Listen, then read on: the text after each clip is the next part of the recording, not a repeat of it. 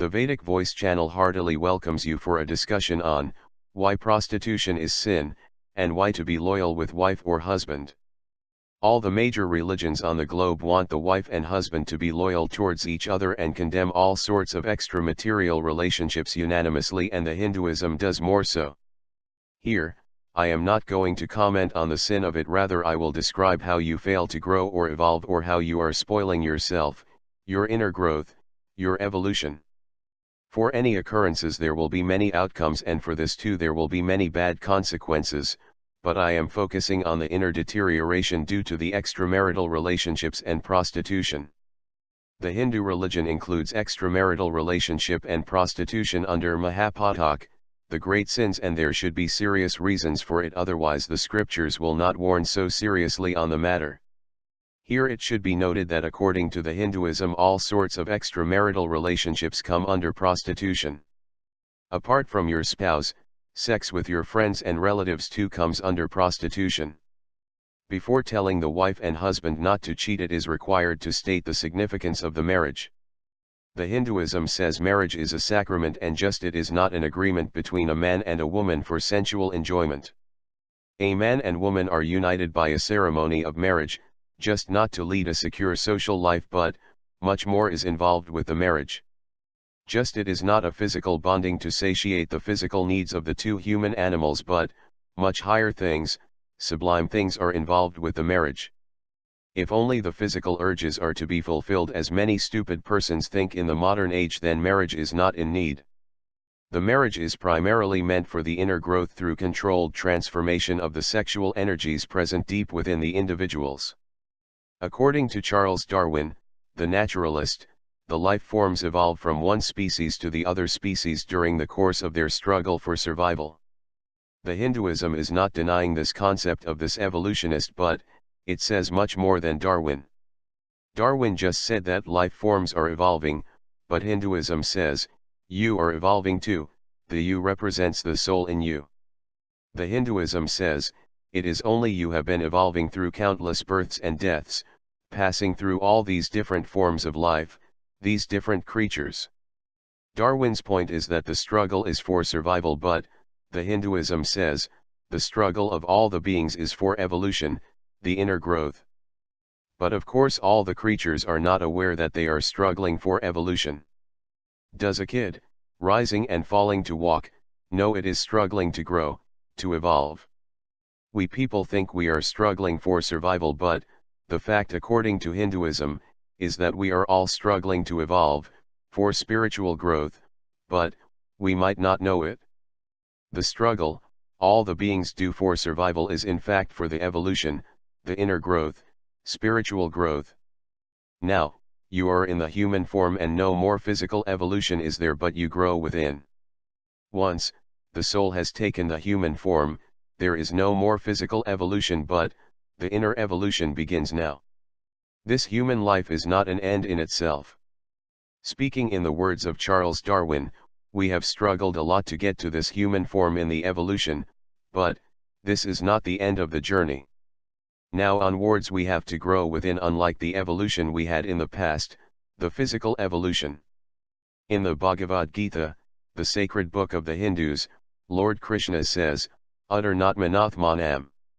It means you have to grow on yourself, you have to grow within. This is exactly where the marriage comes into play. The animals need no marriage in order to evolve because their evolution is just physical, but we need to evolve internally, so naturally we need so many rules and regulations in order to evolve. The marriage is the easiest system that helps a man or woman to evolve within to a large extent. We have some drawbacks, and the sages of Hinduism devised some intelligent methods for the inner growth just by using our drawbacks or weaknesses. This is like the intelligent use of the winds for sailing on the seas. The sexual need is one such drawback, and we can exploit it for our inner growth, according to the Hindu scriptures. Suppose a boy and a girl are married. Then if they are loyal to each other, the boy thinks of his girl and the girl thinks of her boy while away from each other. Of course, this attraction might be purely a sexual need. This way, when both of them continue thinking and longing for each other, they will start to do simple sacrifices for each other, and now the sexual urge in them slowly transforms, or it slowly sublimates into the higher form that is love. If they live like this, they reach a stage where they can do sacrifices for each other, and even they could feel that they can die for each other. At this point they don't care for themselves. In loving their beloved, the bodies become secondary and they are coming out of their bodies. That is, their personality grows out of the body, to embrace something else. Both of them are growing within, or in the words of Darwin, they both are evolving. The starting point for love is through sex, and it starts easily when you are loyal to your spouse. But, it is difficult to ignite love in the other ways in the common man. Once the love starts, it grows without end, and later it becomes universal in nature, loving one all. You will start by loving your wife or husband, and it ends at loving the feet of God. So in order to make the love possible and grow, in other words for you to evolve, you should be loyal to your wife or husband. If you cheat your wife or husband, you might feel happy at the present for few moments, but, just you are cheating yourself by harming your evolution. The other point is that, we have some inner energies within ourselves. If you touch another person, your inner energies are disturbed. If you are sensitive, you could feel this. This is the reason many of the Hindu spiritualists dislike to touch or to be touched by others.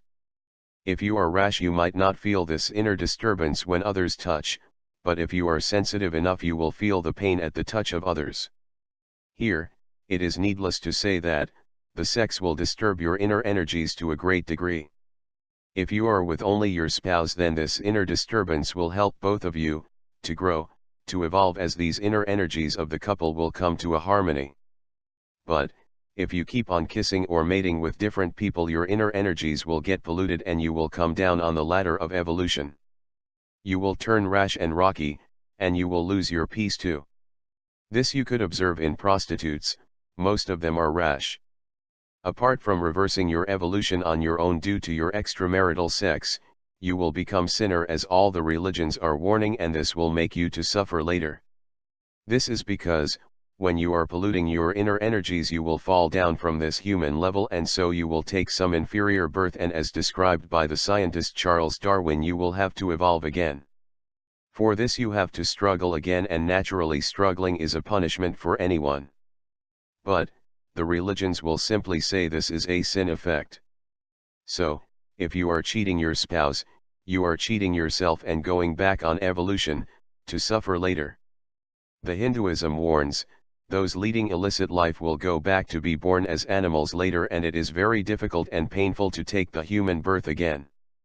Of course, it is difficult to be loyal, especially these days, but it is worth it. Good things are hard to practice, but the results are very sweet indeed. Stressing again, these are not the only reasons, there will be many more reasons unknown to me. Without some severe reasons, the scriptures will not condemn the extramarital affairs and prostitution, stamping them as mahapathak or the great sins.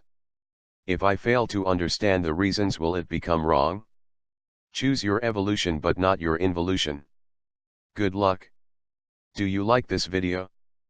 Please write your comments below and share this video on your social networks. Subscribe to our channel for more interesting videos. Thank you for watching.